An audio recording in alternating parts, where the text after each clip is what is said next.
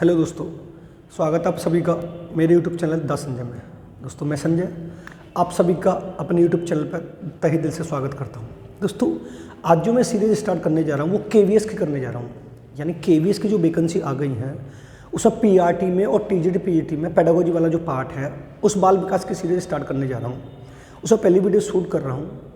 कोशिश ये रहेगी आपको अच्छे तरीके से और सरल भाषा में समझाने की कोशिश करें।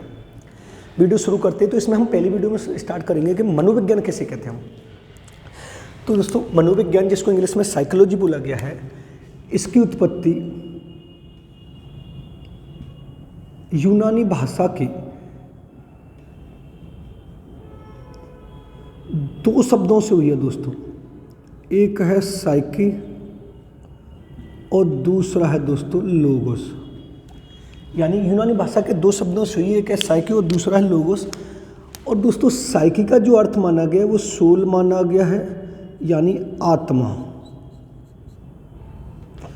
लोगोस का जो दोस्तों अर्थ माना गया है वो माना गया स्टडी, यानी विज्ञान या अध्ययन। अब वो दोस्तों वो इसको शाब्दिक अर्थ में पूछेगा तो आपको बताना आत्मा का विज्ञान,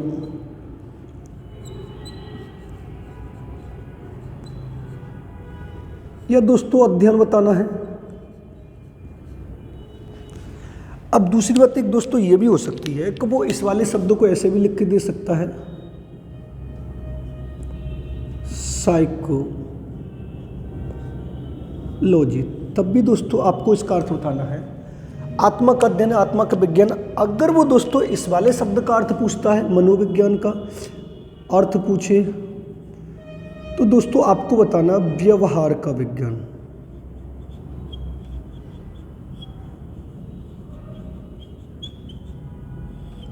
इसका शाब्दिक अर्थ क्या बताना है? व्यवहार का विज्ञान। अब बात यहां पर ये आती है दोस्तों कि मनोविज्ञान जो शब्द है वो 20वीं सदी में आया था, और 20वीं सदी में जो लेके आया था वो वॉटसन लेके आया था।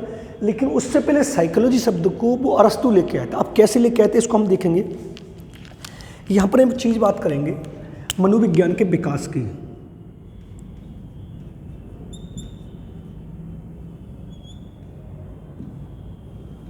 अब ये जो शाब्दिक अर्थ आत्मा का और व्यवहार का विज्ञान है ये आपको क्लियर यहां पर हो जाएगा। अब मनोविज्ञान के विकास की सबसे पहले हम बात करते हैं दोस्तों, तो सबसे पहले हम बात करेंगे 16वीं सदी में। इसको दोस्तों माना था आत्मा का विज्ञान।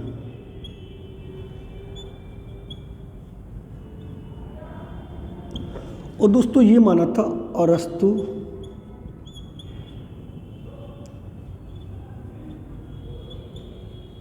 प्लेटो, और दोस्तों एक और नाम लिख लेंगे डेकार्टे। यानी अरस्तु, प्लेटो और डेकार्टे। अब दूसरी बात करेंगे दोस्तों हम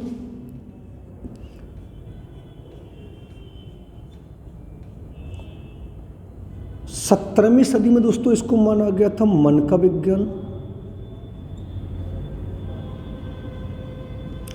और दोस्तों ये माना था पोम्पोनोजी।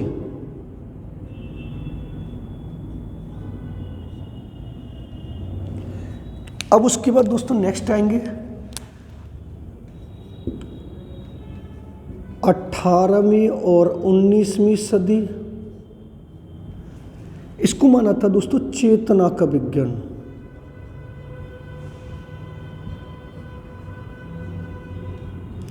ये माना था दोस्तों विलियम जेम्स।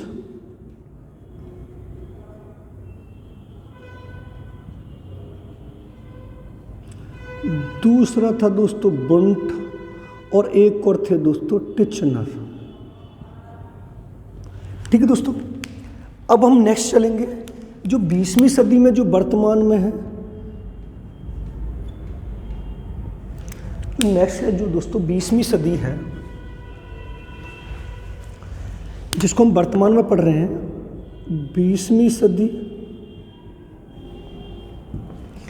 इसको माना दोस्तों व्यवहार का विज्ञान।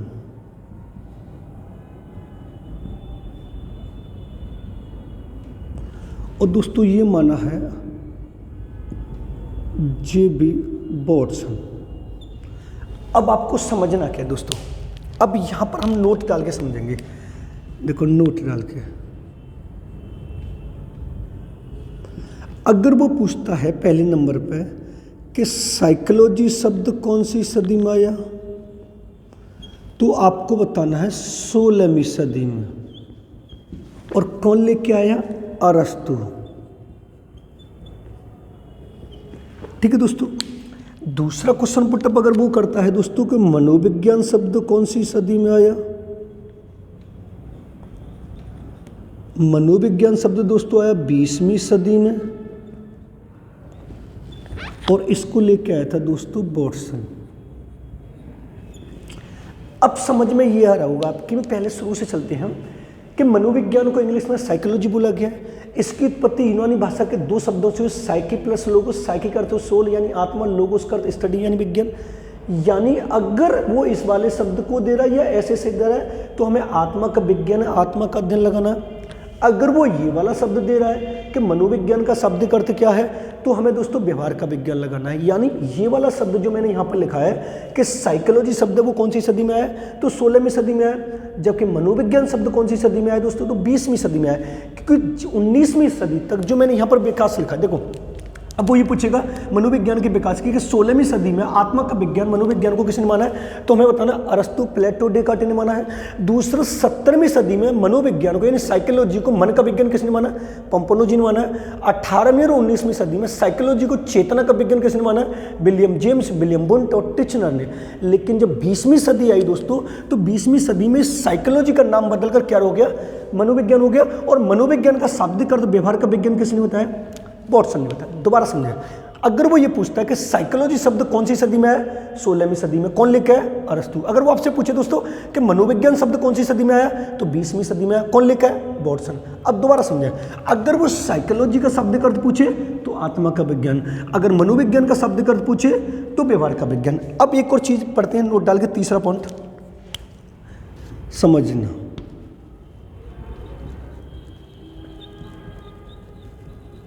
साइकोलॉजी का पूछे दोस्तों तो यूनानी भाषा, और टेक्नोलॉजी का पूछे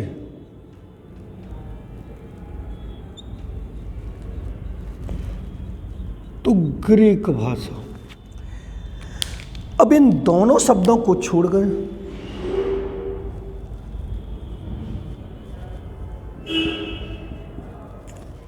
इन दोनों शब्दों को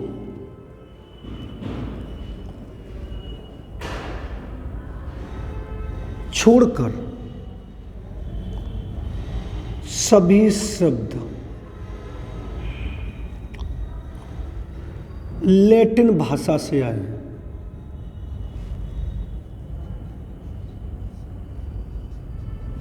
देखो एक मिलेगा केबीएस में। अब समझना, अगर वो साइकोलॉजी शब्द की उत्पत्ति किस भाषा से हुई है पूछे तो यूनानी भाषा लगानी है। अगर वो ये पूछे टेक्नोलॉजी शब्द की उत्पत्ति किस भाषा से हुई है तो हमें ग्रीक भाषा से बताना है। अब इन दोनों को छोड़कर वो किसी भी शब्द का पूछे, मोटिवेशन का पूछे, क्रिएटिविटी का पूछे, पर्सनैलिटी का पूछे और करिकुलम का पूछे, मेजरमेंट एवेल्यूएशन का, किसी का भी पूछे, आपको कौन सी शब्द बताना है, लैटिन भाषा का बताना। अब आती है मनोविज्ञान की परिभाषाएं। अब इसकी हम डेफिनेशन पढ़ेंगे दोस्तों।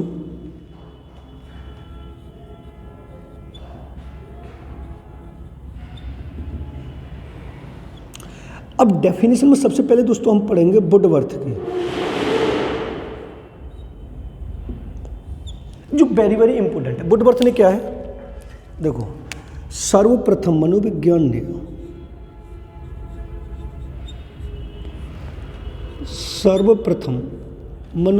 ने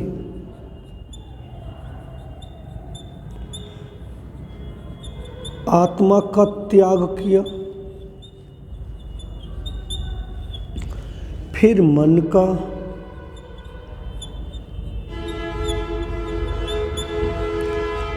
फिर चेतना का,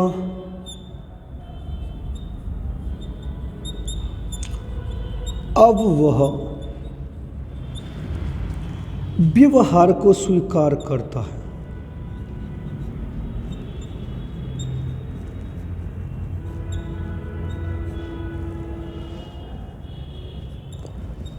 अब वह किसको स्वीकार करता है, अब वो व्यवहार को स्वीकार करता है। ये किसने कहा, वुडवर्थ ने कहा। अब एक और पढ़ेंगे दोस्तों, मॉर्गन।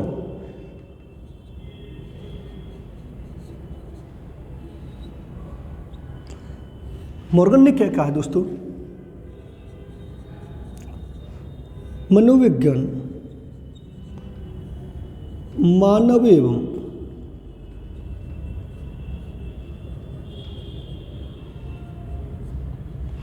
पशु व्यवहार का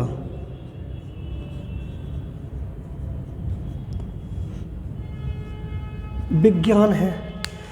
अब तीसरा दोस्तों जो पूछेंगे हम पढ़ेंगे वॉटसन के। वॉटसन ने क्या कहा दोस्तों, मनोविज्ञान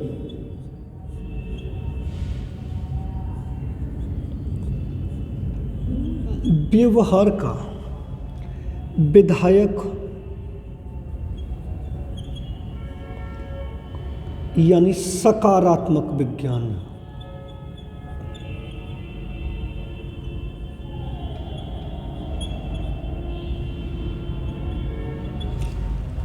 एक और पढ़ेंगे दोस्तों स्किनर की।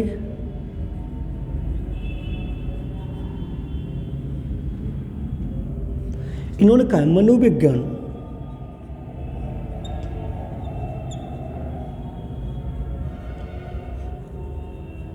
व्यवहार का निश्चित विज्ञान है।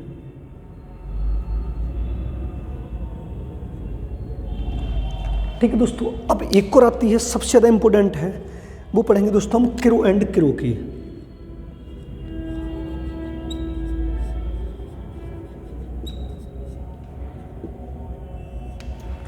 इन्होंने कहा मानव संबंधों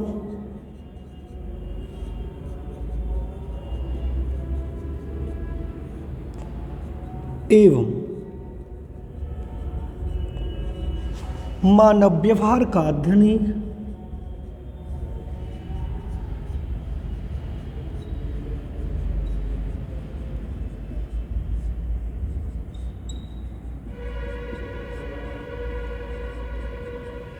मनोविज्ञान है। अब समझना, मैंने बड़ा इंपॉर्टेंट पार्ट लगाया। कंपलसरी केवीएस में एक या दो क्वेश्चन मिलने के पूरे पूरे चांस रहेंगे। अब समझेंगे। अब वो ये पूछता है कि मनोविज्ञान को इंग्लिश में साइकोलॉजी बोलते हो। साइकोलॉजी शब्द की उत्पत्ति यूनानी भाषा के दो शब्दों से हुई है, साइकी प्लस लोगोस। साइकी का अर्थ सोल है यानी आत्मा, और लोगोस का स्टडी यानी अध्ययन। यानी साइकोलॉजी को इस वाले को ऐसे शब्द बोले तो क्या होता है ना, आत्मा का अध्ययन। अगर वो इस वाले शब्द को पूछेगा मनोविज्ञान का शब्द का अर्थ क्या है, तो व्यवहार का विज्ञान है।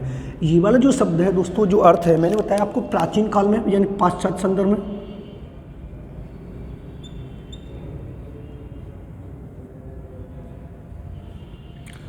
आपको ये वाला अगर वो पूछे आधुनिक संदर्भ में,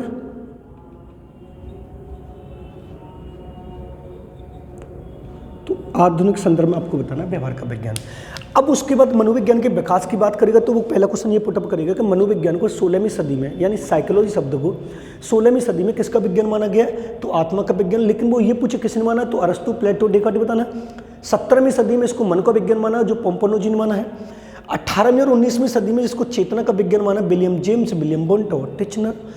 20वीं सदी में जो वर्तमान में जो चल रहा है वो व्यवहार का विज्ञान चल रहा है। व्यवहार किसके व्यवहार का अध्ययन करते हैं, तो एक बालक के व्यवहार का अध्ययन करेंगे जो अभी नेक्स्ट पढ़ेंगे। अगर आपसे ये पूछे साइकोलॉजी में या मनोविज्ञान में सर्वप्रथम या मुख्य स्थान किसका है, तो मैं बालक का बताना। अब उसके बाद नोट डाल के मैंने बहुत इंपॉर्टेंट चीज लिखी है। अगर वो आपसे ये पूछे साइकोलॉजी शब्द कौन सी सदी में आया, तो 16वीं सदी में कौन लेके आया, अरस्तु लेके आया। ये बात सब ध्यान रखना। अगर वो आपसे ये पूछे दोस्तों कि मनोविज्ञान शब्द कौन सी सदी में आया, तो आपको बताना 20वीं सदी में कौन लेके आया, वॉटसन लेके आया। अब तीसरा क्वेश्चन जो आपको केवीएस में 100% मिलना एक चांस पूरे ऑल ओवर 60-70 क्वेश्चन में से, साइकोलॉजी शब्द पूछे तो यूनानी भाषा लगाना, और टेक्नोलॉजी पूछे तो ग्रीक भाषा लगाना। और इनको छोड़कर कोई सा भी शब्द हो, साइकोलॉजी यूनानी भाषा और टेक्नोलॉजी ग्रीक भाषा, इन दोनों को छोड़कर कोई सा भी शब्द पूछे तो हमें कौन सी भाषा लगानी है, लैटिन भाषा लगानी है। ये अब हमको हमेशा ध्यान रखना है। इन दोनों शब्दों को छोड़कर सभी शब्द किस भाषा से आए दोस्तों, तो आपको बतानी है लैटिन भाषा से आए। अब इधर आते इसकी परिभाषा से। इसकी परिभाषा चाहे आप टेट में बैठे, चाहे केवीएस में बैठे, चाहे सुपर टेट में बैठे, सीटेट में बैठे, DSSS में, रीट में बैठे, यानी आपको इतना ध्यान रखना है कि जब भी इसकी परिभाषा से बात होगी तो एक कोई पूछेगा। सबसे पहले वुडवर्थ की पूछे तो उन्होंने कहा है सर्वप्रथम मनोविज्ञान ने आत्मा का त्याग किया, फिर मन का त्याग किया, फिर चेतना का, अब वो व्यवहार को स्वीकार करता है। यानी 16वीं सदी में आत्मा थी, फिर उसको त्याग दिया मन थी, फिर उसको त्याग दिया चेतना का, लेकिन वर्तमान में किसको है? व्यवहार का विज्ञान है। लेकिन इस पूरी परिभाषा को किसने डिफाइन किया? वुडवर्थ ने डिफाइन किया। अब फिर उसके बाद मॉर्गन की पूछे तो मॉर्गन ने दोस्तों ये कहा है कि मनोविज्ञान मानव एवं पशु व्यवहार का विज्ञान है। एक बात तो ध्यान रखना, साइकोलॉजी या मनोविज्ञान में जितने भी प्रयोग हुए हैं वो पशुओं पर हुए हैं और उसके बाद लागू किन पर किया गया? मनुष्यों पर किया गया। वॉटसन ने कहा मनोविज्ञान व्यवहार का विधायक या सकारात्मक विज्ञान है। ये जो पिछला पीजीटी एजुकेशन सब्जेक्ट से हुआ है वो आराम से मिलेगा। उसके बाद आपसे पूछेगा स्किनर मनोविज्ञान व्यवहार का निश्चित विज्ञान, ये वाली बात ठीक है। और क्रो एंड क्रो जो सबसे वेरी वेरी इंपॉर्टेंट है, मानव संबंधों एवं मानव व्यवहार का अध्ययन ही मनोविज्ञान है। आप इसको नोट कर लें। फिर चलते हैं मनोविज्ञान की प्रयोगशाला से। केवीएस का बैच मैंने स्टार्ट कर दिया, केवीएस की सीरीज स्टार्ट कर दी, यानी जो 60 नंबर की पेडागोजी आ रही है उसमें पहली मतलब वो कर रहा हूँ। चैनल पर नहीं हो तो चैनल को सब्सक्राइब कर लेना और बेल आइकन ऑल को प्रेस करना। सीटेट की भी सीरीज चल रही है, इसमें आप देख सकते हैं। नेक्स्ट चलते हैं।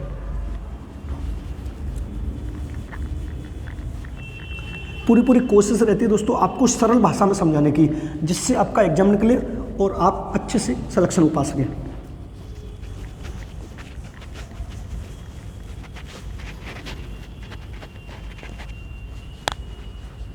अब दोस्तों उसके बाद आता है मनोविज्ञान की प्रयोगशाला। ये बड़ा थोड़ा इंपॉर्टेंट पार्ट है, मनोविज्ञान की प्रयोगशाला।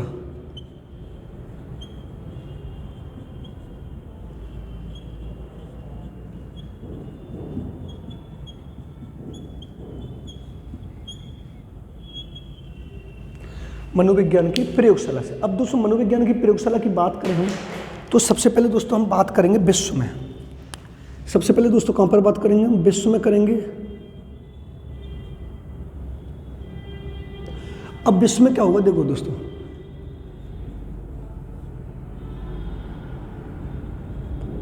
सर्वप्रथम विलियम वुंट ने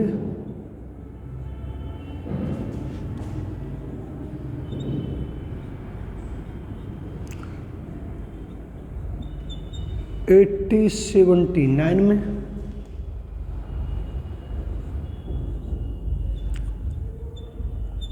जर्मनी के लिप्जिंग शहर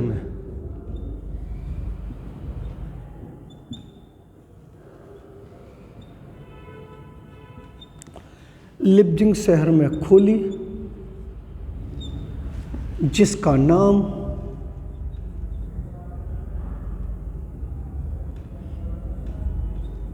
चिकन इंस्टीट्यूट था।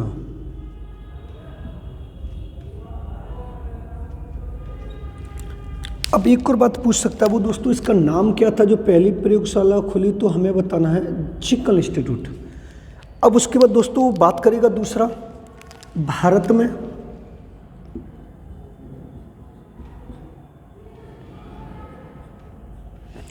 अब भारत में 1915 और 16 में कोलकाता में खुली है। कहाँ पर है दोस्तों? कोलकाता में। तीसरा क्वेश्चन पुटअप करेगा दोस्तों उत्तर प्रदेश में।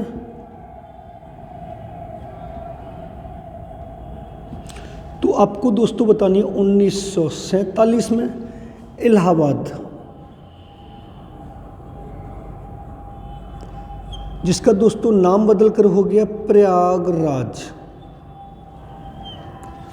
अब बात यहाँ पर यह भी आती है कि इलाहाबाद में जो मनोविज्ञान प्रयोगशाला खुली है वो 1947 में खुली है दोस्तों, लेकिन इसका जो सुझाव दिया गया है दोस्तों वो दिया था दोस्तों आचार्य नरेंद्र देव समिति ने।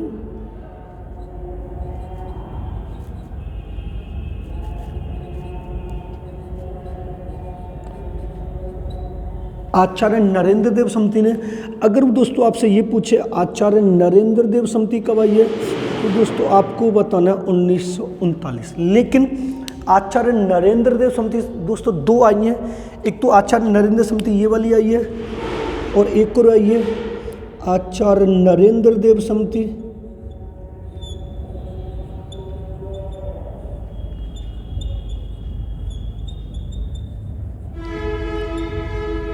वो दोस्तों आई तो 1952 में। अब ये पूछे ये आचार्य नरेंद्र समिति ये कौन सी है?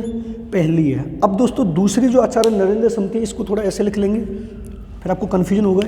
ये थी दूसरी वाली और ये आपसे पूछे ये कब आई है तो आपको बताना है दोस्तों 1952 में।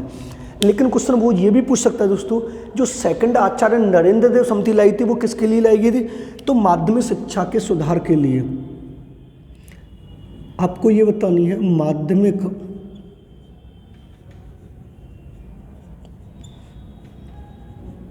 शिक्षा के सुधार के लिए। अब मनोविज्ञान की प्रयोगशाला दोस्तों समझेंगे। सबसे पहले मनोविज्ञान की प्रयोगशाला आपसे ये पूछे कि विश्व में सबसे पहले किसने खोली? तो विलियम वुंट ने 1879 में। कहाँ पर खोली? जर्मनी के लिप्जिंग शहर में खोली, और जिसका नाम दिया गया जिकल इंस्टीट्यूट। अब बात यहाँ पर एक और चीज़ हो रही है, नोट डाल के हम इधर पढ़ेंगे, नोट डाल के।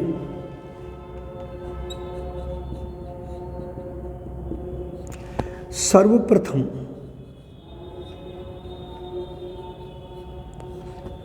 विलियम वुंट ने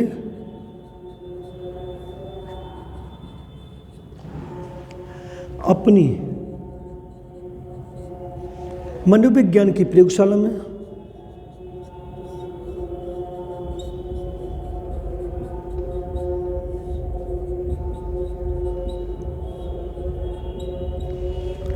बुद्धि संप्रत्य को खोजा,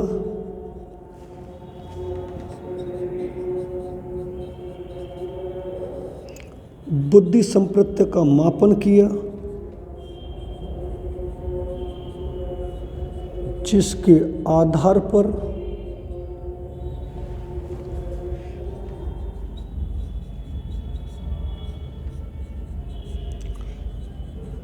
विलियम वुंट को प्रयोगात्मक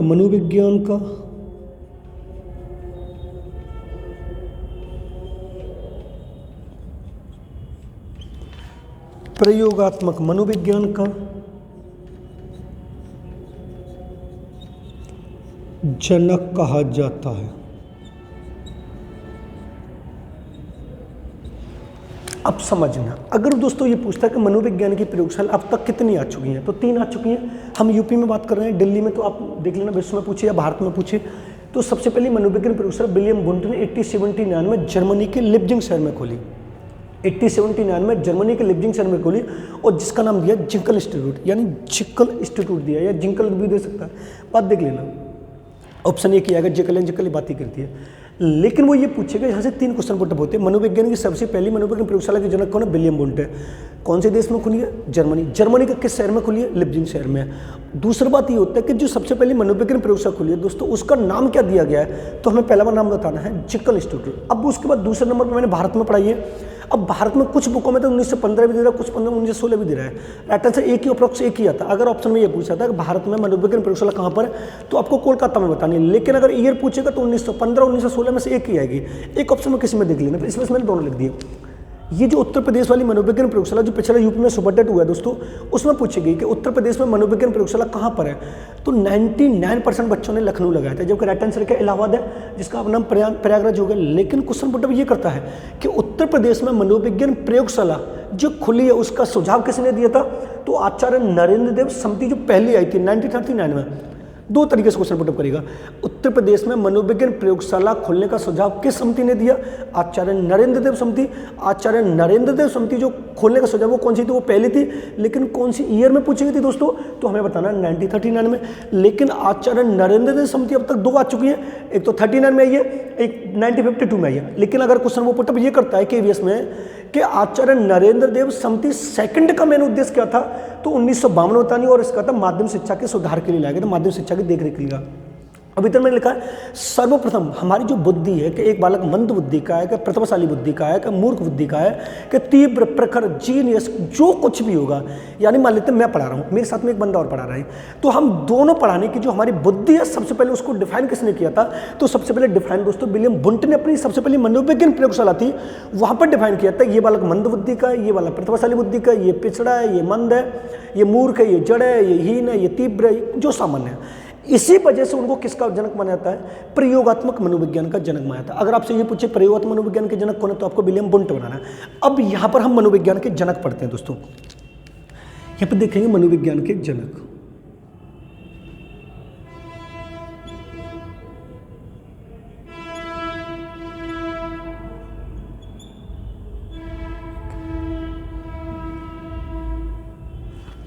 मनोविज्ञान के जनक से 100% आपको किसी भी एग्जाम में बैठा, सीटेट के मिले, केवीएस के किसी भी मतलब केवीएस में DSSS का भी एग्जाम आने वाला है। तो दोस्तों सबसे पहले हम पढ़ेंगे आधुनिक जनक।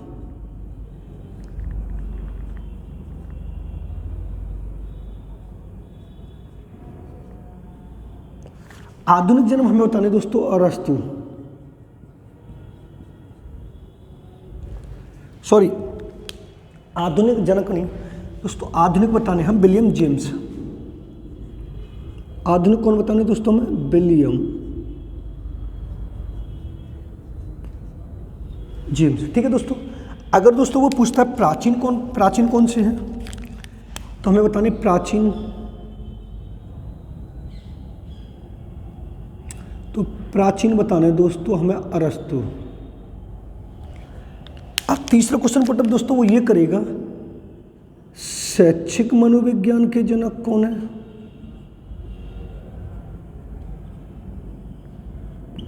तो दोस्तों आपको बताने थॉर्नडाइक।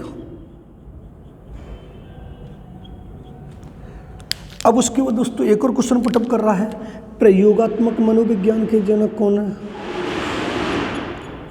जो मैंने अभी दोस्तों बताए, प्रयोगात्मक मनोविज्ञान के जनक कौन है?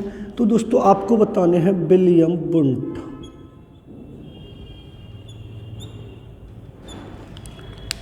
उसके बाद दोस्तों नेक्स्ट क्वेश्चन पुटअप करेगा वो, अधिगम मनोविज्ञान के जनक कौन है? तो दोस्तों आपको बताने एबिंगहास। उसके बाद दोस्तों नेक्स्ट क्वेश्चन पुटअप करेगा वो, शक्ति मनोविज्ञान के जनक कौन है?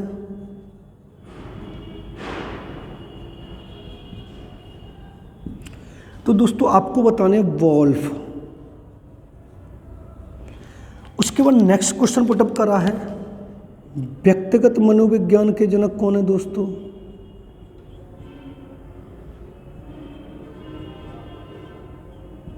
तो दोस्तों आपको बताने हैं एडलर। उसके बाद दोस्तों दूसरा क्वेश्चन पुटअप कर रहा है वो, विकासात्मक मनोविज्ञान के जनक कौन है दोस्तों?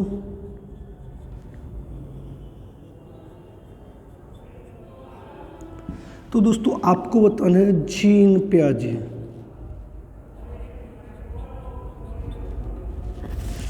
उसके बाद दोस्तों वो एक और क्वेश्चन पुटअप कर रहा है, संज्ञानात्मक मनोविज्ञान के जनक कौन है?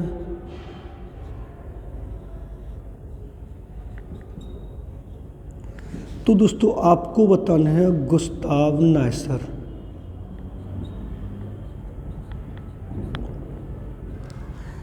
अब उसके बाद एक और क्वेश्चन पुटअप करेगा दोस्तों वो,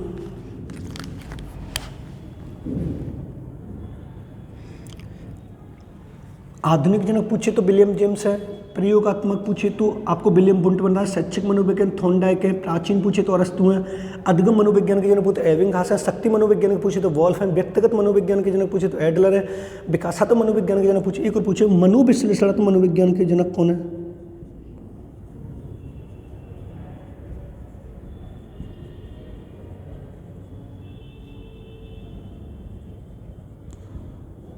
तो दोस्तों आपको बताने सिगमंड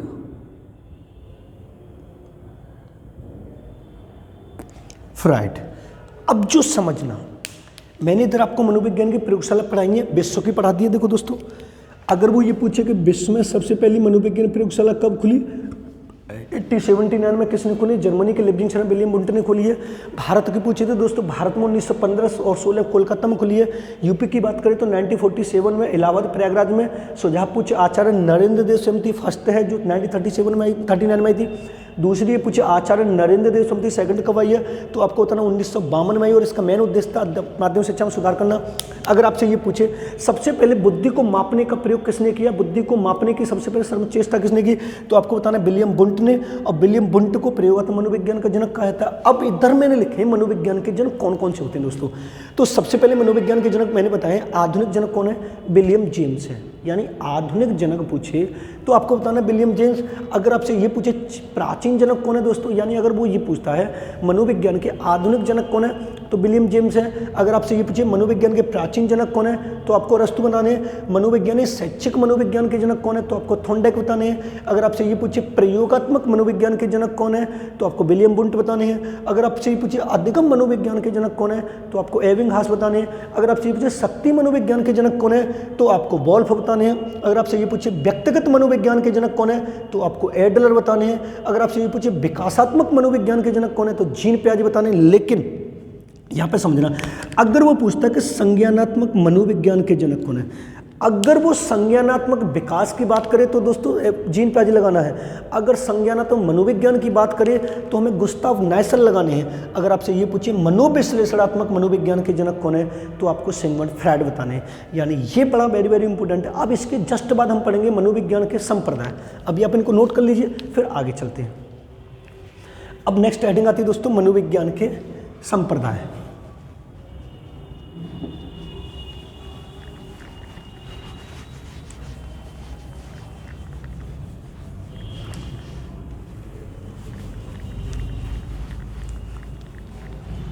मनोविज्ञान के संप्रदाय।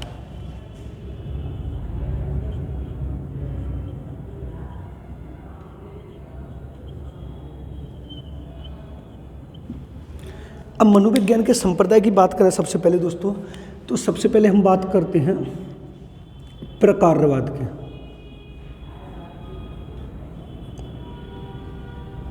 और प्रकारवाद के जनक दोस्तों हमें बताने हैं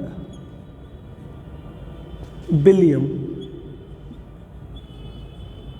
जेम्स बताने हैं। दूसरा क्वेश्चन पुटअप वो जस्ट कर रहा है संरचनावाद की स्थापना।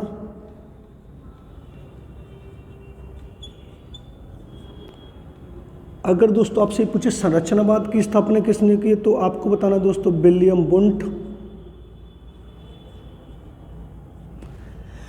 तीसरा क्वेश्चन पुटअप कर रहा है दोस्तों व्यवहारवाद।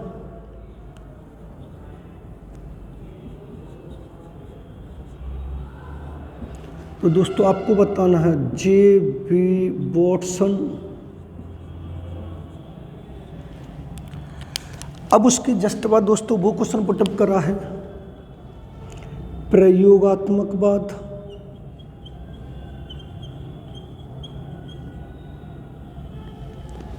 तो दोस्तों आपको बताना है विलियम वुंट।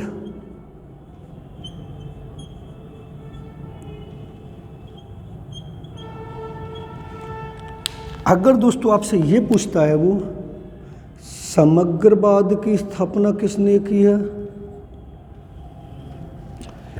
तो आपको बताना है दोस्तों गेस्टाल्टवाद।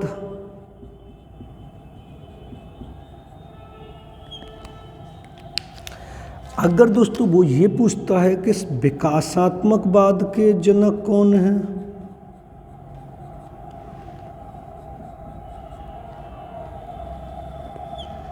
तो दोस्तों आपको बताना है जीन पियाजे। अगर दोस्तों आपसे ये पूछता है वो गेस्टाल्टवाद की स्थापना किसने की है तो आपको दोस्तों बताना है कोहलर।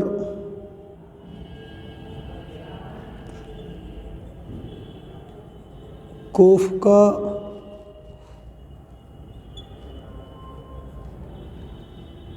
और बर्दीमर।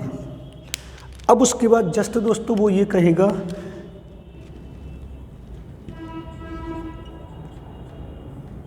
मनोविश्लेषणात्मकवाद की स्थापना।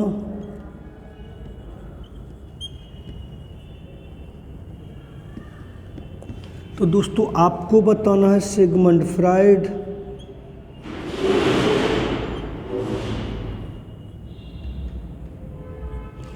Sigmund Freud. उसके बाद जस्ट दोस्तों आपसे वो पूछेगा संज्ञानात्मकवाद की स्थापना।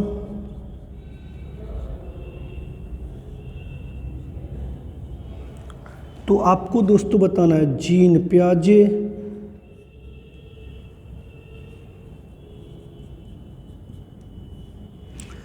अगर दोस्तों आपसे वो कहता है आधुनिक संज्ञानात्मकवाद की स्थापना।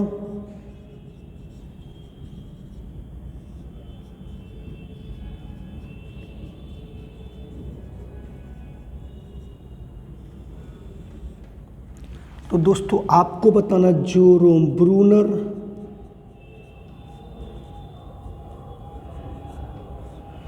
ये हमारे मनोविज्ञान के संप्रदाय हैं। ठीक है दोस्तों, अब वो ये पूछे मनोविज्ञान के संप्रदाय में सबसे पहले ये पूछे कि प्रकारवाद संप्रदाय किसने दिया है, तो हमें बताना विलियम जेम्स ने दिया है। अगर दोस्तों वो आपसे ये पूछे संरचनावाद किसने दिया है, तो हमें बताना विलियम वुंट ने दिया है। अगर वो आपसे दोस्तों ये पूछे कि व्यवहारवाद किसने दिया है, तो हमें बताना है जे बी वॉटसन ने दिया है। अगर दोस्तों आपसे वो पूछे प्रयोगात्मकवाद किसने दिया, तो हमें बताना है विलियम वुंट ने दिया। अगर वो आपसे ये पूछे समग्रवाद किसने दिया, तो गेस्टाल्टवाद ने दिया है। यानी गेस्टाल्टवाद का दूसरा नाम समग्रवाद और समग्रवाद का दूसरा नाम गेस्टाल्टवाद है। अगर आपसे ये पूछे प्रकाशात्मकवाद किसने दिया है, तो प्याजे ने दिया। अगर आपसे ये पूछे गेस्टाल्टवाद किसने दिया, तो गेस्टाल्टवाद में 3 आते थे, कोहलर, कुप्का और बर्दीमर आते हैं। अब आपसे पूछे संज्ञानात्मकवाद किसने दिया, तो जीन प्याजे ने दिया। लेकिन वो एक और पूछे कि आधुनिक संज्ञानात्मकवाद किसने दिया है, तो वो हमें बताना है जेरोम ब्रूनर ने बताया। अब आती है मनोविज्ञान की विधियां दोस्तों। दूसरी हेडिंग आएगी मनोविज्ञान की विधियां।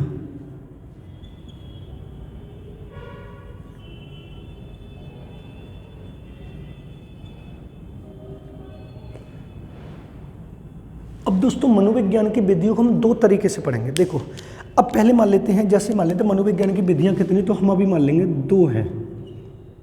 ठीक है, सबसे पहले हम पढ़ेंगे अंतःदर्शन विधि,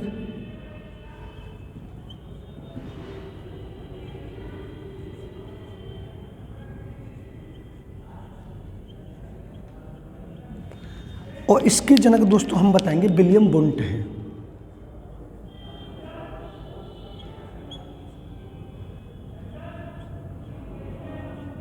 इसके जनक कौन है, विलियम वुंट है। लेकिन इसमें क्या होता है, देखो इस विधि में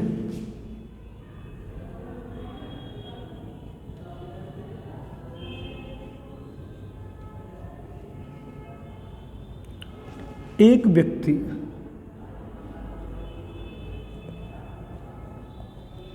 स्वयं अपने मन और व्यवहार का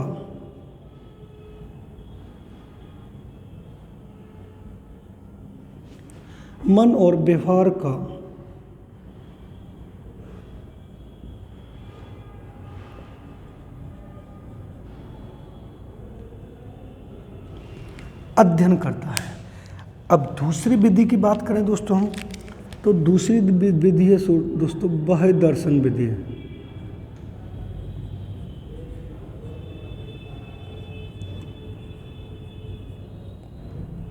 इसके जनक माने गए दोस्तों वॉटसन। देखो इसमें क्या होता है,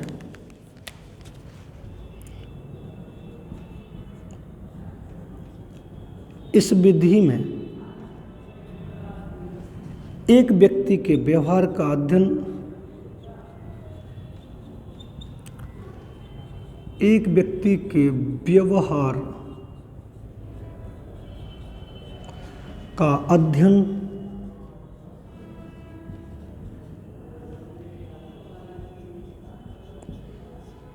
दूसरे व्यक्ति करते हैं।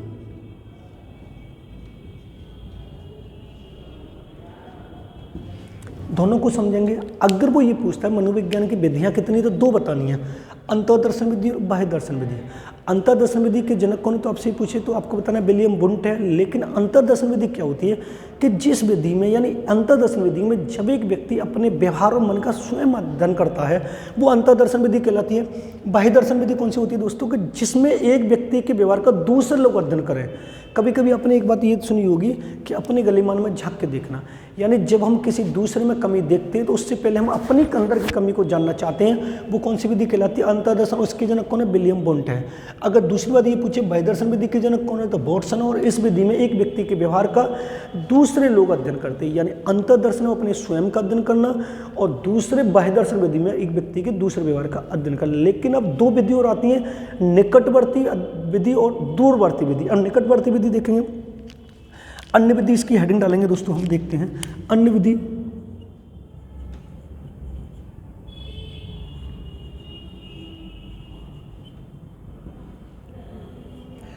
अन्य विधि इसकी भी दो है, एक है निकटवर्ती विधि। अब पहली वाली जो है दोस्तों अन्य विधि में, एक है निकटवर्ती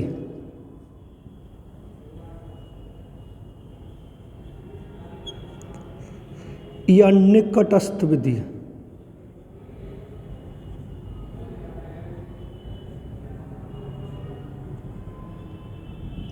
अब इसके अंतर्गत दोस्तों तीन आती हैं। इसके अंतर्गत तीन कौन कौन सी आती हैं? एक आती है प्रेक्षण विधि,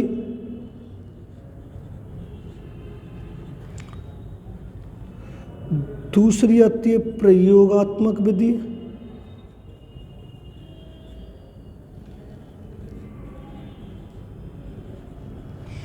और तीसरी आती है दोस्तों कार्यात्मक विधि।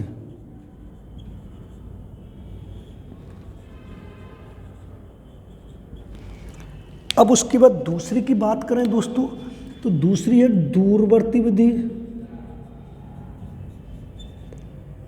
जिसका दूसरा नाम है दूरस्थ विधि। अब दोस्तों इसके अंतर्गत भी तीन आती हैं। अब इसके अंतर्गत तीन कौन कौन सी आती हैं देखें। पहला होगी दोस्तों अंतः अवलोकन विधि,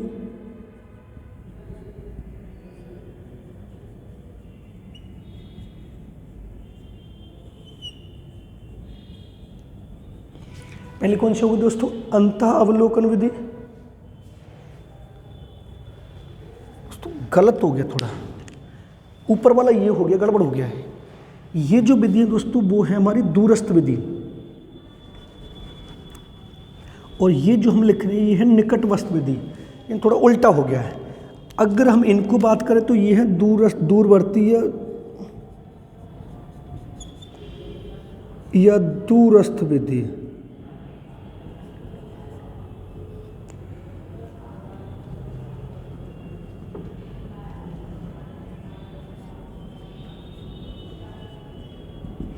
ये दूरस्थ या दूरस्थ विधि कौन कौन सी ये है, और जो हम यहाँ पर जिनको लिख रहे हैं ये तीन विधि, ये निकटवर्ती विधि।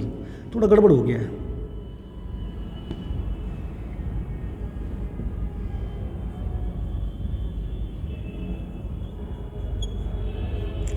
निकटवर्ती विधि। अब इसके अंतर्गत कौन कौन सी आती है? अंतः अवलोकन विधि, दूसरी दोस्तों आएगी निदानात्मक विधि,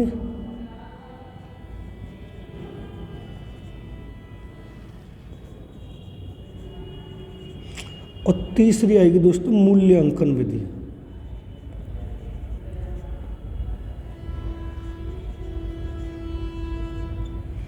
समझना दोस्तों, बड़ा इंपॉर्टेंट पार्ट लगा। अगर वो आपसे पूछता है कि मनोविज्ञान के संप्रदाय कौन कौन से हैं, तो विलियम जेम्स, ये हमें प्रकारवाद के जन्म विलियम जेम्स बताने, संरचनावाद के विलियम वुंट बताने, व्यवहारवाद के पूछे तो जेबी वॉटसन बताने, संज्ञानात्मक के पूछे जीन पियाजे बताने, विकासात्मकवाद के पूछे तो जीन पियाजे बताने, मनोविश्लेषणात्मक वाद के पूछे सिगमंड फ्रायड बताने, गेस्टाल्टवाद के पूछे तो कोलरकोफ का वर्दीमर बताने, और समग्रवाद के पूछे तो गेस्टाल्ट बता रहे हो, और आधुनिक संज्ञानात्मक के जनक पूछे तो आपको बताने जेरोम ब्रूनर। लेकिन उनसे भी ज़्यादा जो केवीएस से संबंधित जो भी इंपॉर्टेंट पार्ट है वो दोस्तों ये वाला बहुत पार्ट है इंपॉर्टेंट,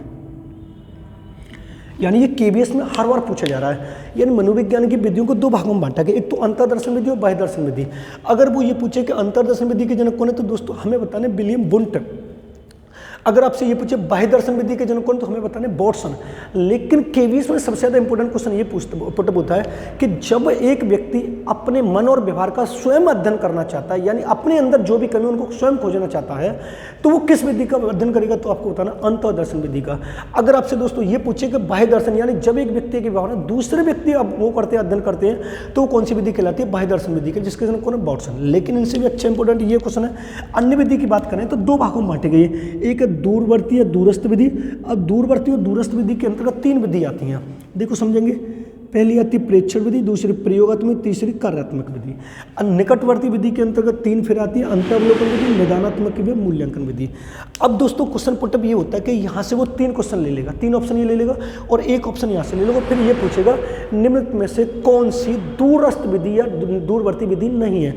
अगर वो तीन ऑप्शन यहाँ से ले रहा है और एक ऑप्शन यहाँ से ले लेगा, फिर ये पूछेगा निम्नलिखित में से कौन सी निकटवर्ती या निकटस्थ विधि नहीं है।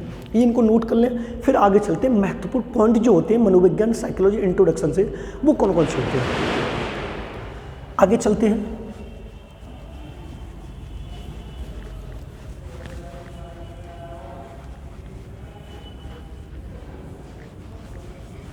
अगर आप चैनल पर नए हैं तो चैनल को सब्सक्राइब कर लें, बेल आइकन ऑल को प्रेस कर लें।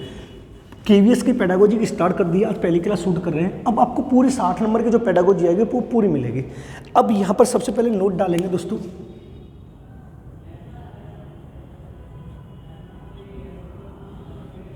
अब सबसे पहले नोट डालेंगे तो उसमें सबसे पहले पूछेंगे, पहला क्वेश्चन पुटअप होगा, पहला पॉइंट लिखेंगे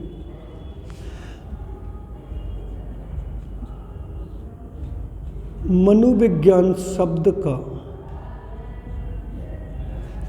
सर्वप्रथम प्रयोग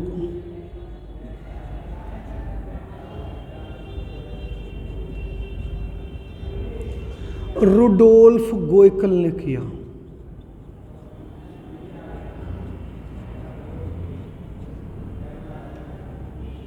किसने किया? रुडोल्फ गोयकल ने किया। दूसरा पॉइंट देखेंगे,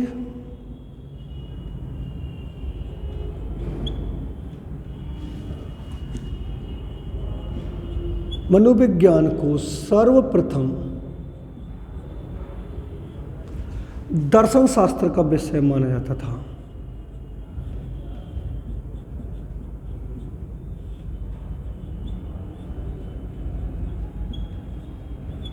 विषय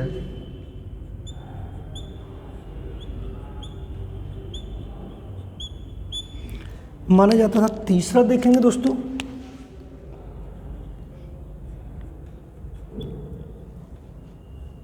मनोविज्ञान में सर्वप्रथम या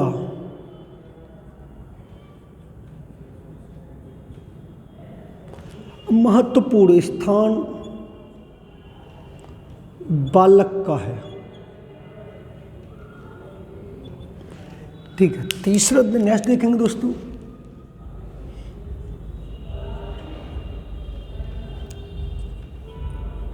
मनोविज्ञान में एक बालक के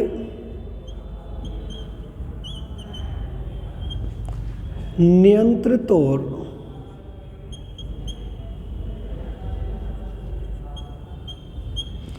अनियंत्रित व्यवहार का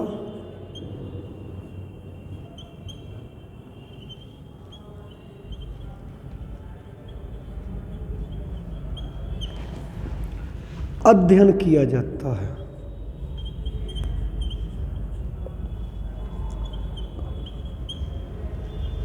अध्ययन किया जाता है। उसके बाद एक देखेंगे, शिक्षा का मनोवैज्ञानिकरण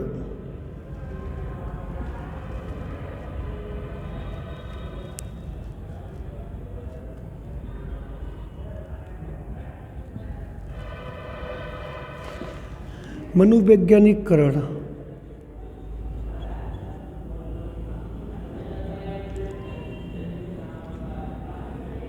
फ्रॉवेल ने किया। एक खुद देखेंगे, मनोविज्ञान को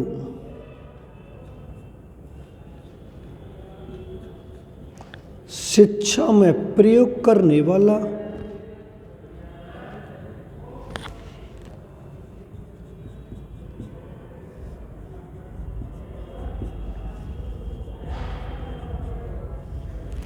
पहला विद्वान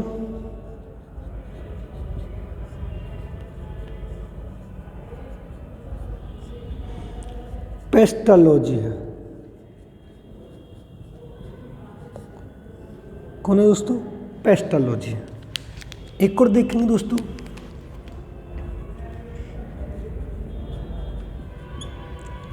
शिक्षा मनोविज्ञान में गर्भावस्था से लेकर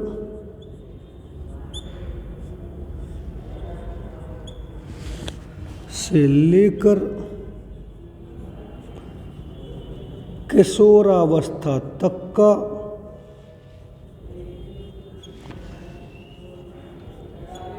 अध्ययन किया जाता है।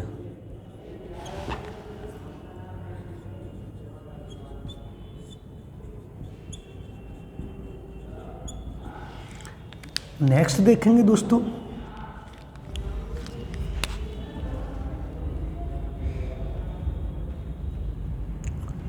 मनोविज्ञान में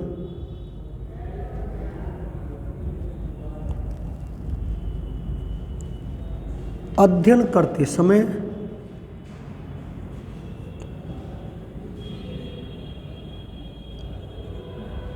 वृद्धि और विकास की अवस्थाओं को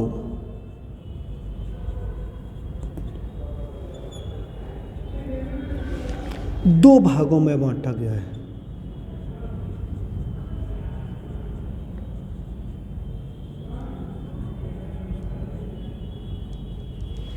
दो भागों में बांटा गया है। पहला देखेंगे कौन सा भाग है दोस्तों,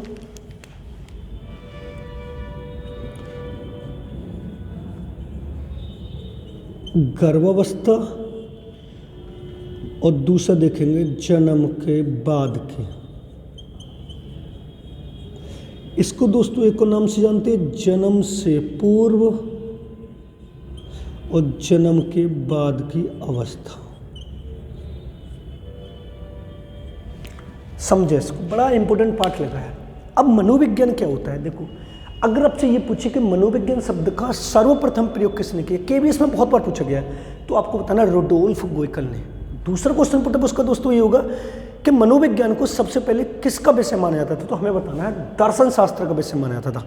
अगर आपसे ये पूछे कि मनोविज्ञान को सबसे पहले किसका विषय माना जाता है, तो हमें बताना है दर्शन शास्त्र का विषय माना जाता है। दर्शन शास्त्र दृश्य धातु से बना है, जिसका अर्थ है देखना। जब हम एक बालक को देखेंगे और वो किस वे में पढ़ना चाह रहा है, उसके आधार पर उसकी शिक्षा की व्यवस्था करेंगे, वो दर्शन शास्त्र कहलाता है। अगर अब देखो, एक तो ये वाला वेरी वेरी इंपॉर्टेंट है केबीएस के लिए बहुत, एक ये वाला इंपॉर्टेंट है, एक ये वाला इंपॉर्टेंट है बहुत ज़्यादा केबीएस के लिए, और ये दोनों भी इंपॉर्टेंट है। वैसे इंपॉर्टेंट सारे पॉइंट है मैंने जो लिखे नोट डाल के मैं उनको लिखता हूँ जो ज़्यादा पूछे जाने होते हैं। लेकिन अगर इनसे भी ज़्यादा देखें तो वो ये पूछेगा मनोविज्ञान में सर्वप्रथम या महत्वपूर्ण स्थान किसका है, यानी साइकोलॉजी जो मनोविज्ञान जो लाया गया वो किसके लिए लाया गया, तो हमें सिंपल सा फंडा ये बताना है वो किसके लिए लाया गया, बालक के लिए लाया गया। अब मनोविज्ञान में किसका अध्ययन करते हैं, तो आपको मैंने बताया है व्यवहार का अध्ययन करते हैं। किसका अध्ययन करते हैं, व्यवहार का अध्ययन करते हैं। लेकिन एक और बात ये होती है कि मनोविज्ञान में जो व्यवहार का अध्ययन करते हैं वो किसके अध्ययन करते हैं, वो बालक के। लेकिन दो कंडीशन होती हैं, एक तो नियंत्रित परिस्थितियों में और एक अनियंत्रित परिस्थितियों में।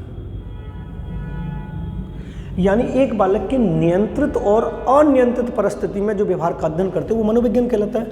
अगर आपसे ये पूछे शिक्षा का मनोवैज्ञानिकरण किसने किया है, यानी शिक्षा को भी जोड़ दिया मनोविज्ञान, वो फ्रोवेल ने किया है। अगर आपसे ये पूछे कि मनोविज्ञान को शिक्षा में प्रयोग करने वाला पहला विद्वान, अगर आपसे ये पूछे मनोविज्ञान को शिक्षा में प्रयोग करने वाला पहला विद्वान, तो हमें बताना है पेस्टालॉजी। अब उसके बाद ये पूछेगा गर्भावस्था में शिक्षा मनोविज्ञान में, ये थोड़ा इंपॉर्टेंट है, गर्भावस्था से लेकर किशोरावस्था तक का,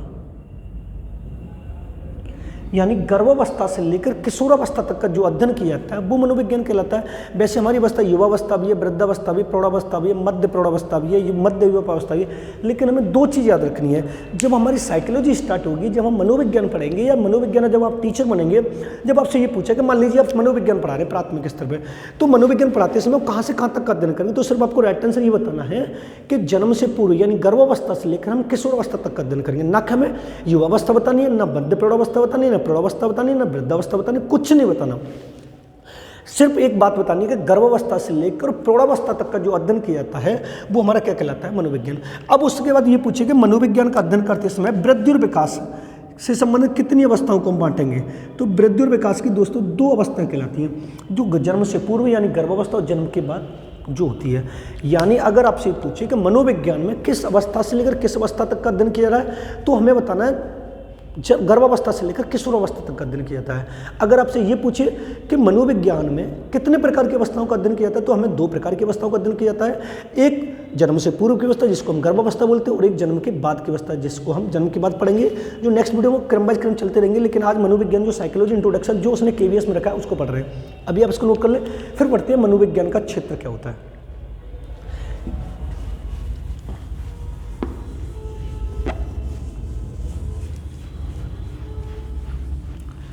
अब चलते हैं मनोविज्ञान का क्षेत्र क्या होता है। अब देखेंगे मनोविज्ञान का क्षेत्र, हेडिंग डालेंगे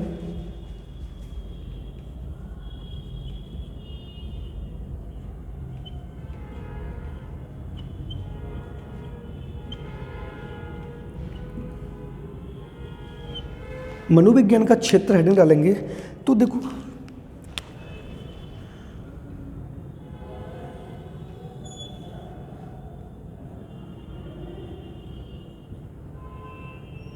क्षेत्र हेडिंग डालेंगे। अब क्षेत्र में कौन कौन से आते हैं, देखो सबसे पहले हम बात करेंगे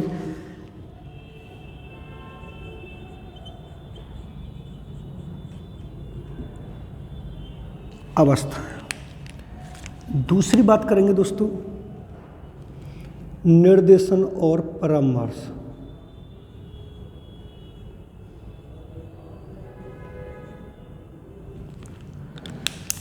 नेक्स्ट बात करेंगे दोस्तों हम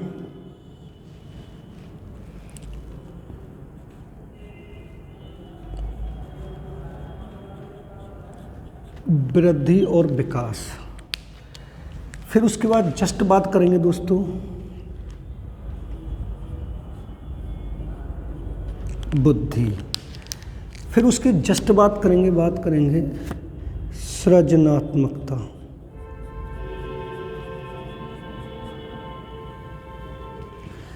फिर उसके बाद जस्ट बात करेंगे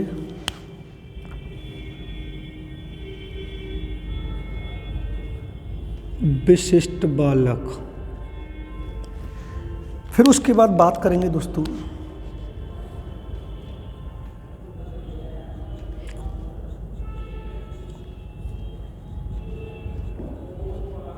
प्रतिभाशाली बालक।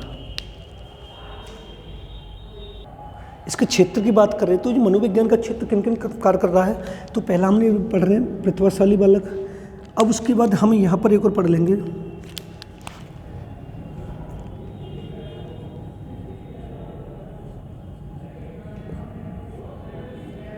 विकलांग बालक। अब उसके बाद दोस्तों यहाँ पर पढ़ेंगे अभिप्रेरणा,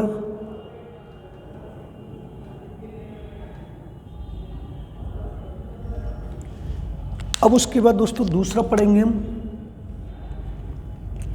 पाठ्यक्रम, फिर उसके बाद दोस्तों नेक्स्ट आएगा शिक्षण विधि,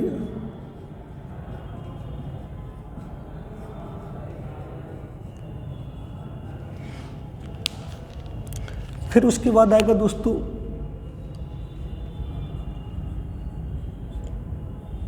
शिक्षण सूत्र, फिर उसके बाद आएगा दोस्तों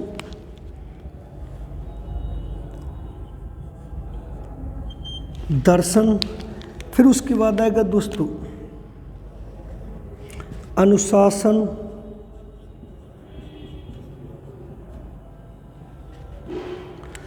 फिर उसके बाद आएगा दोस्तों स्वास्थ्य शिक्षा,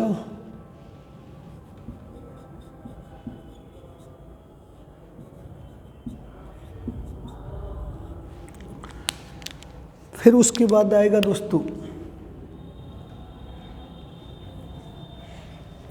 पाठ्य सहगामी क्रियाएं,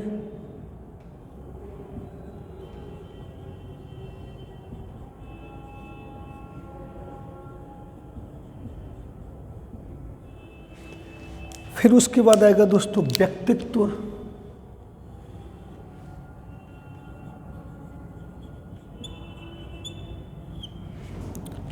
और एक को लास्ट में हम पढ़ लेंगे दोस्तों, उसके बाद आएगा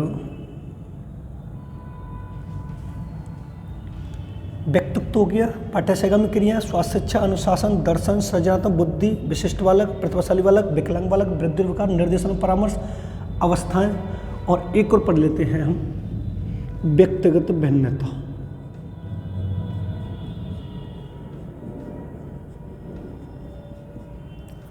वैसे तो दोस्तों मनोविज्ञान प्रत्येक क्षेत्र में कार्य करता है, लेकिन अभी मैंने वो चीज़ लिखी है जो सबसे ज़्यादा इम्पोर्टेंट है। अब अगर आपको इतना ध्यान में रखना है, अगर वो ये पूछे कि जो मनोविज्ञान है वो किन कितने क्षेत्रों में कार्य करता है, तो इसका जब भी एग्जाम्पल बनेगा या जब भी क्वेश्चन बनेगा तो दोस्तों वो उपयुक्त सभी से बनेगा।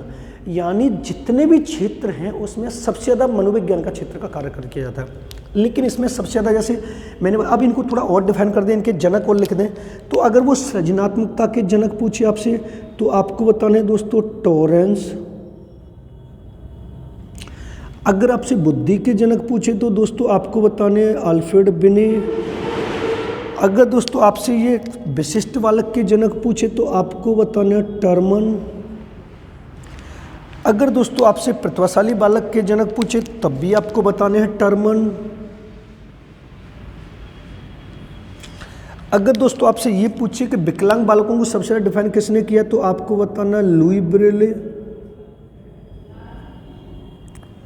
और लुई ब्रेले की एक विधि है दोस्तों जो केबीएस में बहुत बार पूछी गई है, ब्रेल लिपि विधि।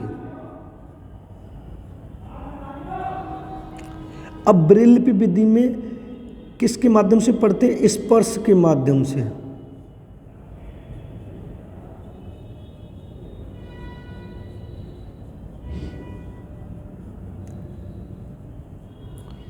किसके माध्यम से अध्ययन करते हैं? स्पर्श के माध्यम से। अब आपसे ये पूछे निर्देशन और परामर्श के जनक कौन है तो आप बता देना पार्सन्स, जो कई बार पूछा गया है। अब आपसे पूछे अवस्थाएं शिक्षण सूत्र के जनक पूछे तो आपको बताने स्पेंसर। अगर आपने शिक्षण विधि के जनक पूछे दोस्तों तो आपको बताना है प्रकृतिवाद। और प्रकृतिवाद के जनक पूछे तो दोस्तों आपको बताने रूसो। और रूसो के दोस्तों 3 महान कार्य हैं, समझेंगे। 3 जो महान कार्य हैं दोस्तों, एक तो है प्रकृति की ओर लौटो,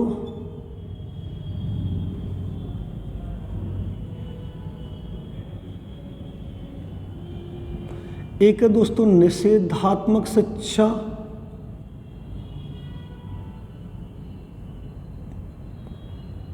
और एक है पुस्तकीय ज्ञान का विरोध।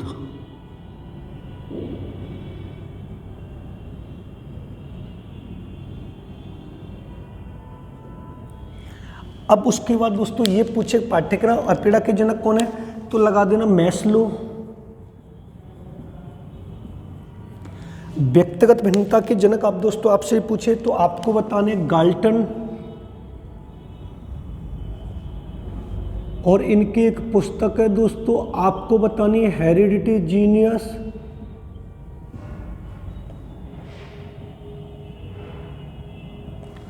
इंग्लिश थोड़ा कमजोर है, उस पर इंग्लिश पर ध्यान है, हेरिडिटी जीनियस। व्यक्तित्व के जनक दोस्तों आपसे पूछे तो आपको बताने आल्पोर्ट। 2 बताने, एक तो बताने आपको आल्पोर्ट और दूसरा आपको बताने युंग, जिसको दोस्तों हम बोलते हैं जुंग। अब उसके बाद स्वास्थ्य शिक्षा के जनक आपसे दोस्तों पूछे तो आपको बताने C.W. बियर्स, जिसको मानसिक स्वास्थ्य विज्ञान भी कह सकता है। मानसिक स्वास्थ्य विज्ञान में अगर आपसे ये पूछे C.W. बियर्स की पुस्तक कौन सी है दोस्तों तो आपको बतानी ए mind that found it self. अब अनुशासन 3 प्रकार का होता है, पाठ्यसेगामी क्रिया होती है। ये है दोस्तों मनोविज्ञान का क्षेत्र। मैंने इसको पूरा डिटेल में और पढ़ा दिया कि इसके जनक कौन है, क्या है क्या नहीं है। क्षेत्र है, वृद्धि है, बुद्धि है, सृजनात्मकता, विशिष्ट बालक, प्रतिभाशाली बालक, विकलांग बालक, वृद्धि और विकार, निर्देशन परामर्श, अवस्थाएं, शिक्षण सूत्र, शिक्षण विधि, पाठ्यक्रम, अवपेड़ा, व्यक्तिगत भिन्नता, व्यक्तित्व, पाठ्यसेगामी क्रिया, स्वास्थ्य शिक्षा, अनुशासन, दर्शन। देखो क्षेत्र का मीन्स ये होता है कि मैंने जितने भी ये क्षेत्र लिखे हैं इनमें जाने से पहले हमें मनोविज्ञान का सहारा लेना पड़ेगा। अगर मान लेते हैं हम एक बालक की बुद्धि का विकास करना है, हमें बुद्धि जाननी है, तो हमें सबसे पहले उसकी सीडीपी साइकोलॉजी तो पता हो। और साइकोलॉजी क्या कहती है, मनोविज्ञान क्या कहता है कि बालक के व्यवहार का अध्ययन करना। अगर हमें एक बालक की बुद्धि जाननी है तो पहले हमें जानने तो लें कि वो व्यक्ति किस परिस्थिति में बालक कैसा व्यवहार कर रहा है। यानी व्यवहार दो प्रकार का होता है, नियंत्रित और अनियंत्रित परिस्थिति में बालक के व्यवहार का अध्ययन करना क्या कहलाता है, हमारा क्षेत्र कहलाता है, यानी बुद्धि कहलाती है। विशिष्ट बालक कौन से होते हैं, विशिष्ट बालक के जो हमेशा दूसरा टर्म मानेगा। और विशिष्ट बालक कौन कौन से होते हैं कि सामान्य को छोड़कर, आपको एक लाइन में ये बताने पूछे ना कि विशिष्ट बालक किसे कहते हैं, सामान्य बालक को छोड़कर प्रत्येक बालक विशिष्ट होता है। सामान्य से ऊपर उत्कृष्ट, तीव्र, प्रखर, प्रतिभाशाली और जीनियस, ये भी विशिष्ट होता है। और मंद बुद्धि, मूर्ख बुद्धि, जड़ बुद्धि, हीन बुद्धि, ये भी कौन से होता है, हमारा विशिष्ट बालक कहलाता है। प्रतिभाशाली बात, वृद्धि और विकास, भाई हमें जानना ही वृद्धि और विकास हो। ये किस में पढ़ेंगे, मनोविज्ञान में पढ़ेंगे। निर्देशन परामर्श, अगर किसी व्यक्ति को हम निर्देश दे रहे हैं या परामर्श दे रहे हैं तो उसके लिए हम पहले बालक को समझते हैं कि परामर्श होता है किसी विशेष समस्या से संबंधित जो किसी विशेषज्ञ द्वारा दिया था। और निर्देशन जो होता है ऑल ओवर होता है, कोई भी दे सकता है। अवस्थाएं कौन सी, शिक्षण सूत्र, शिक्षण विधि, पाठ्यक्रम।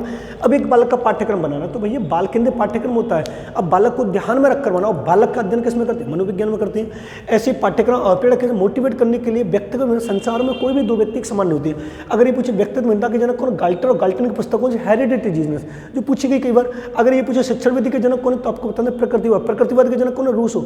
और रूसो के 203 मानकार हैं। प्रकृति को रिलेटेड निषेधात्मक शिक्षा, पुस्तकीय ज्ञान का विरोध। अगर आपसे ये पूछे कि व्यक्तित्व के जनक कौन है तो प्राचीन काल में ऑलपुट मान लेते हैं, ऑलपुट ही सबसे ज़्यादा फेमस है। लेकिन वर्तमान में देखा है तो युंग है, जिसको हम जुंग बोलते हैं। इन्होंने 3 प्रकार बताए थे, अंतर्मुखी, बहिर्मुखी, उभयमुखी। पाठ्यसहगामी क्रिया वो क्रिया होती है दोस्तों जो विद्यालय के अंदर और विद्यालय के बाहर भी होती हैं, जो विद्यालय यानी एक बालक के जीवन से संबंधित होती है। स्वास्थ्य शिक्षा किसी यानी स्वास्थ्य शिक्षा वो शिक्षा होती है दोस्तों जो एक बालक को अपने शरीर को स्वस्थ या अपने मन को स्वस्थ रखने के लिए नियम कायदे कानून बताती है। अब ये पूछे स्वास्थ्य शिक्षा मानसिक स्वास्थ्य विज्ञान के जनक कौन है तो आपको C.W. पियर्स बताना। और C.W. पियर्स की पुस्तक है a mind that found itself. दर्शन किसे कहते हैं, दर्शन होता है दर्श धातु से जिसका अर्थ देखना, यानी दर्शन में कई प्रकार का होता है, जो भारतीय दर्शन, पाश्चात्य दर्शन जो आगे पढ़ेंगे हम। सृजनात्मकता के जनक कौन है, टॉलरेंस। एक व्यक्ति किस कंडीशन में, एक छात्र क्रिएटिव किस वजह से हो रहा है। अगर आपसे ये पूछे एक क्रिएटिव बालक का IQ कितना होता है, ये कई बार पूछा गया, एक क्रिएटिव बालक का IQ कितना होता है तो हमें बताना 90 से 110, यानी एक सामान्य बालक के बराबर होता है। किसके बराबर होता है, सामान्य बालक के बराबर।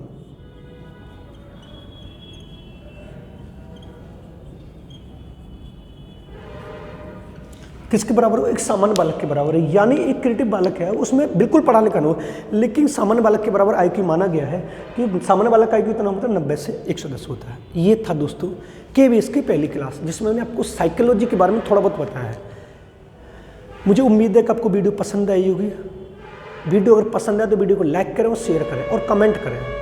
अगर आप हमारे चैनल पर नए हैं तो चैनल को सब्सक्राइब करें, बेल आइकन ऑल को प्रेस करें, जिससे आने वाले वीडियो का नोटिफिकेशन आपको मिलता रहे। अच्छा, एक और उम्मीद है दोस्तों आपसे, थोड़ा आप लोगों के कमेंट भी आते हैं मुझे अच्छा लगता है, लेकिन मुझे एक ये उम्मीद ये चाह रहा हूँ कि मेरी वीडियो कहाँ तक पहुँच रही है। जहाँ पर आप देख रहे हो वहाँ अपने शहर का नाम प्लीज़ लिख कर भेजें, जिससे मुझे थोड़ा खुशी हो कि मेरी वीडियो आप लोग कहाँ तक देख रहे हैं। KVS की सीरीज स्टार्ट कर दी है, इसमें मैंने पहली वीडियो स्टार्ट कर दी है। जो भी KVS की वीडियो को देख रहा है आपको 100% बिल्कुल अच्छी उम्मीद से पढ़ाऊँगा और एक एक बात को क्लियर करूँगा और पेपर पूरी तरह से स्टैंडर्ड फंसाने की कोशिश करूँगा। बस मेरे चैनल को सपोर्ट करें और लोगों को शेयर करें, जिससे मुझे भी थोड़ा मोटिवेट हो, मुझे भी, मैं आप लोगों के लिए पढ़ाने के लिए बहुत मेहनत कर रहा हूँ। मिलते हैं नेक्स्ट वीडियो में। धन्यवाद दोस्तों।